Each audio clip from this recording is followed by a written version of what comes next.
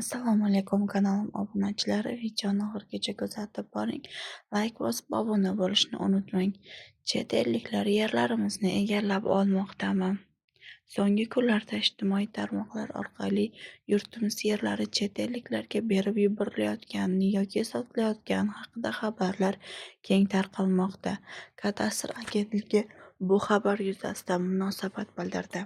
Quyida uni to'liq keltiramiz. Mazkur shaxslar qonunchiligimizga ko'ra yer uchastkalarini chet elliklarga berish tadbirlaridan xabari yo'qligi bunday ma'lumotlarni tarqatayotgandek ko'rinadi. Agar xabarlari bo'lganida noto'g'ri xabarlarni tarqatmagan bo'lar edi. Biz sizga ma'lumot berib o'tamiz.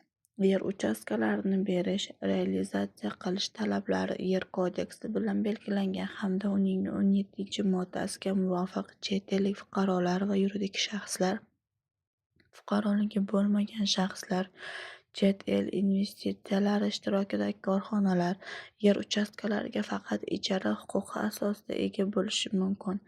Kodeksning 24-moddasiga muvofiq chet el investitsiyalari ishtirokidagi korxonalarga, xalqaro birlashmalar va tashkilotlarga, chet el jismoniy va yuridik shaxslariga yer uchastkalari ijaraga beriladi.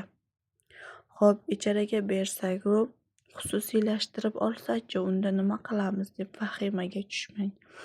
Xavotirga o'rin yo'q. Qishloq xo'jaligiga mo'ljallanmagan yer uchastkalarini xususiylashtirish to'g'risidagi qonunga muvofiq chet ellik fuqarolar, fuqaroligi bo'lmagan shaxslar, chet el yuridik shaxslari, chet el investitsiyalari ishtirokidagi korxonalar, shuningdek davlat organlari, muassasalari, korxonalari va fuqarolarning o'zini o'zi boshqarish organlari xususiylashtirish subyektlari bo'lmaydi. Ya'ni chet elliklarga yer xususiylashtirilib bermaydi.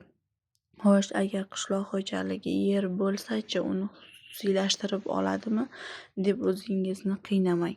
Qishloq xo'jaligi yerlarini hatto O'zbekiston Respublikasining fuqarolari ham xususiylashtirib ololmaydi.